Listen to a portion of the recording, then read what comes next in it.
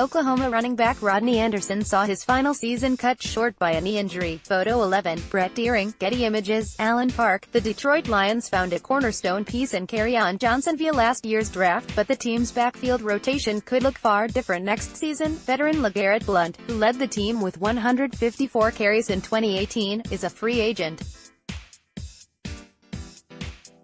So is Zach Zenner, who was productive down the stretch after returning from a pair of broken bones in his back.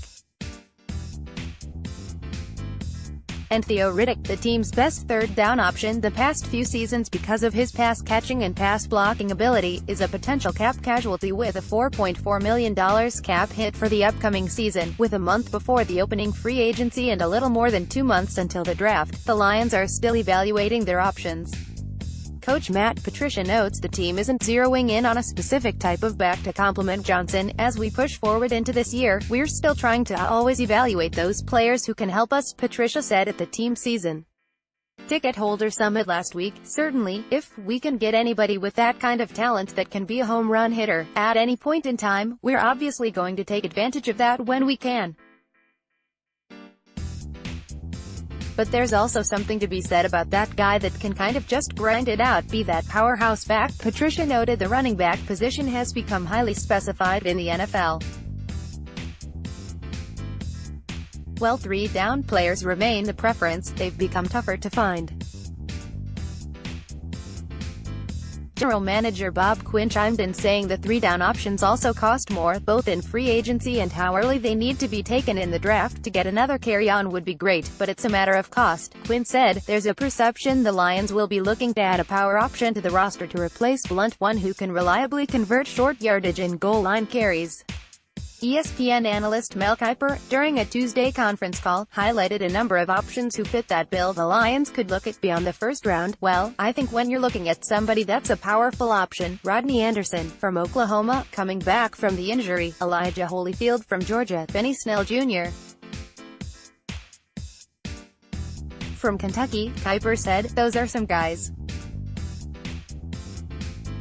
And Damian Harris, from Alabama, in the second round. More, Kiper, Rashawn Gary must be freak to warrant high pick in NFL draft. More, Kiper, former Michigan State cornerback Justin Lane in second round. Mick Moore, Kiper, T.J. Hawkinson could be multi-dimensional tight end for Lions in NFL draft. Kiper seemed particularly keen on Anderson as a mid-round option.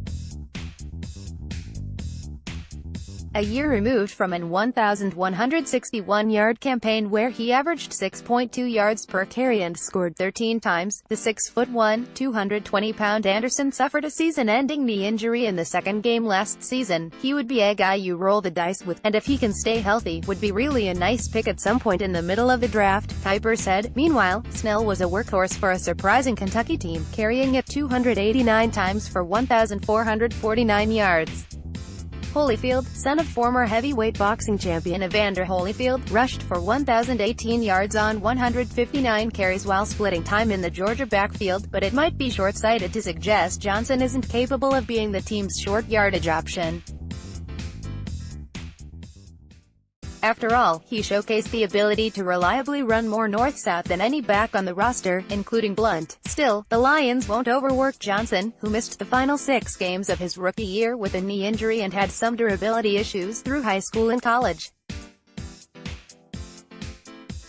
Adding another piece to an offense that should be committed to the run with new coordinator Darrell Bevell is a near certainty. Jade Rogers at DetroitNews.com. Twitter, @Justin Rogers.